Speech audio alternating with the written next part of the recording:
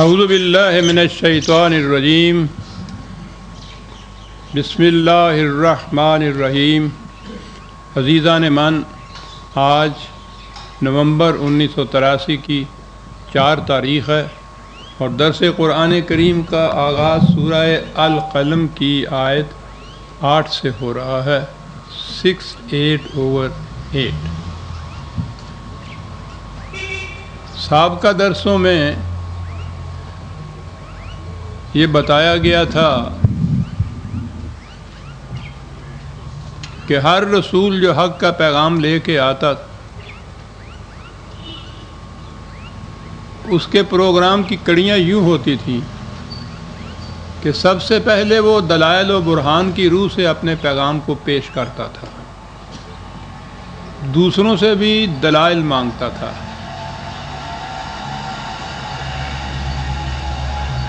جو ان دلائل سے قائل ہو جاتے تھے پھر وہ ضابطۂ قوانین تھا، ان کا اطلاق ان پہ ہو جاتا تھا۔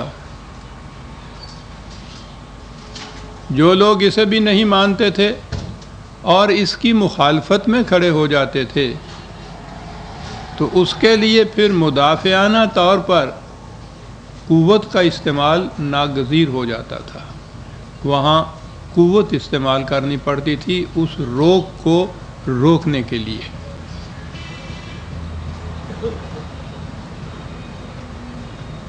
اس پروگرام کے بعد اب ظاہر ہے کہ اس پروگرام میں سب سے پہلے تو وہ لوگ آئیں گے جو دلائل و برہان کی روح سے اگر چاہیں تو اس بات کو سمجھنے کی کوشش کریں، نہ چاہیں تو ان سے کہا جاتا تھا کہ تم ہمارے پروگرام میں مداخلت نہ کرو، ہم تمہارے پروگرام میں دخل نہیں دیتے۔ اور اس کے باوجود پھر جو مقابلے میں جو آ کے اس کو روکتا تھا اس رکاوٹ کو دور کرنا ضروری ہو جاتا تھا۔ اب اگلی آیتوں میں ایک اور ٹائپ آتا ہے سامنے مقابلے کرنے والوں کا، مخالفت کرنے والوں کا۔ شمشیر تک کی بھی صورت یہ تھی کہ کھلے بندوں میدان میں سامنے آتے تھے، کھلے بندوں میں مقابلہ ہوتا تھا۔ اب ایک اور ٹائپ آتا ہے جو چاہتا ہے کہ کسی طرح سے کمپرومائز کر لیا جائے، مفاہمت کر لی جائے۔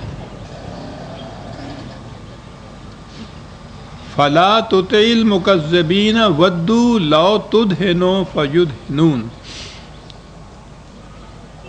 کہ یہ حق و صداقت کی تکذیب کرنے والا ایک ایسا گروہ بھی ہے جو چاہتا یہ ہے کہ کچھ تم جھکو کچھ وہ جھکیں، کچھ تم پیچھے ہٹو کچھ وہ آگے بڑھیں، مفاہمت یا کمپرومائز جسے کہتے ہیں۔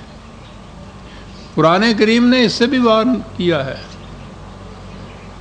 امت مسلمہ کو بتایا ہے کہ یہ بڑے خطرناک قسم کا گروہ ہوتا ہے۔ اب عام طور پہ آپ دیکھیں گے کہ کشمکش میں کوئی بھی ہو اس میں یہ مقام آتے ہیں، کمپرومائز ہوتا ہے، لیکن یہاں ان کو وہ لوگ بتائے کہ جو تکذیب کر رہے ہیں اور کہا یہ ہے کہ قطعاً ان کی بات نہ ماننا۔ یہ کیا چیز ہے؟ باطل دوئی پسند ہے، حق لا شریک ہے۔ شرکت میں آنا ہے حق و باطل نہ کر قبول۔ حق پہلے ہی وقت میں اپنے مقام پہ اٹل ہوتا ہے اور سوال ہی نہیں ہوتا کہ وہ کچھ گیو اینڈ ٹیک کر سکے، کمپرومائز کر سکے، مفاہمت پیدا کرے۔ میں اکثر یہ مثال دیا کرتا ہوں کہ ایک شخص 2 اور 2 4 کہتا ہے، دوسرا 2 اور 2 6 کہتا ہے۔ اب 4 کہنے والا وہ حق پر ہے، 6 کہنے والا باطل پہ ہے، درمیان میں آ جاتے ہیں، یا وہی کہتا ہے کہ صاحب باہمی ضد سے کیا حاصل ہے، آئیے کچھ کمپرومائز کر لیں، اور کمپرومائز یہ ہو کہ تم بھی مان لو میں بھی مان لیتا ہوں کہ 2 اور 2 5 ہوتے ہیں۔ اب وہ جو 6 کہنے والا تھا اس کا تو کچھ نہیں بگڑا، وہ پہلے بھی باطل پہ تھا اب بھی باطل پہ ہے۔ یہ جو پہلے 4 کہنے والا حق پہ تھا اس کا تو رہا ہی کچھ نہ۔ یہ تو اگر 4.25 بھی کہہ لے گا تو اپنے مقام سے گر گیا۔ حق کہتے ہی اسے ہیں جو اپنے مقام پر اٹل ہو، اس میں کمپرومائز نہیں ہو سکتا، اس میں کوئی دوسری چیز شامل نہیں ہو سکتی، اور پھر قرآن ہی کے الفاظ میں اس کے حصے بکھرے بھی نہیں ہو سکتے کہ اس کے کچھ حصے کو آپ مانیں اور کچھ حصے سے انکار کر دیں۔ وہ تو فادخلوا فی السلم کافۃ ہے، وہ پورے کا پورا حق کو لینا ہوگا یا اسے چھوڑنا ہوگا۔ یہ بھی غلط ہے کہ کوئی حصہ اس کا لے لیا جائے اور دوسرے حصے سے انکار کر دیا جائے۔ تو یہ جو چیز مفاہمت کی یا کمپرومائز کی چیز ہے، جو حق پر ہے، یہاں ذرا بھی ایک قدم وہ اس سے ادھر ادھر ہوا وہ باطل پہ آ گیا۔ عام طور پہ لوگ کہیں گے کہ صاحب یہ بڑا ضدی ہے، اپنی بات پہ اڑا ہوا ہے، دیکھیے نا، اور جو مفاہمت کرانے والے بیچ میں آ جاتے ہیں ثالث، وہ بھی یہ کہتے ہیں کہ دیکھیے صاحب اس کو دیکھیے کہ وہ مقام اپنا چھوڑتا ہے، وہ کہتا ہے ٹھیک ہے میں مانے لیتا ہوں، میں پیچھے آ جاتا ہوں، میں کہہ دیتا ہوں 2 اور 2 5 ہوتے ہیں، اور یہ ہے کہ ضدی ہیں صاحب، ہل ہی نہیں رہے اپنے مقام پہ۔ ضدی اور حق پرست میں بڑا فرق ہوتا ہے۔ ضدی وہ ہوتا ہے کہ وہ اپنی بات جو اس نے خود اختیار کی ہے اور اس کے اختیار میں ہے کہ وہ اس کو چھوڑ کے دوسری بات اختیار کر لے، وہ اگر اپنی بات پہ ناحق اڑا ہوا ہے تو وہ تو ضدی کہلائے گا۔ لیکن جو حق کو لے کے آگے بڑھا ہے وہ حق کو چھوڑ کیسے دے؟ اسے ضدی نہیں کہا جاتا، اسے اصول پرست کہا جاتا ہے۔ جو لوگ حق کے ماننے والے ہیں وہ اصول پرست ہوتے ہیں، ان کی یہ ضد نہیں ہوتی۔ حق کا تقاضا یہ ہوتا ہے کہ وہ اپنے مقام سے ذرا بھی ادھر ادھر نہ ہٹے۔ دین جب مذہب میں تبدیل ہو جاتا ہے وہ ہر مقام پہ وہ پھر مفاہمتیں کرتا ہے، حق مفاہمت نہیں کرتا۔ اب قرآن اگلی آیات آئی ہیں ان میں ان کا ذکر ہے جو مفاہمت کرنے والے ہیں،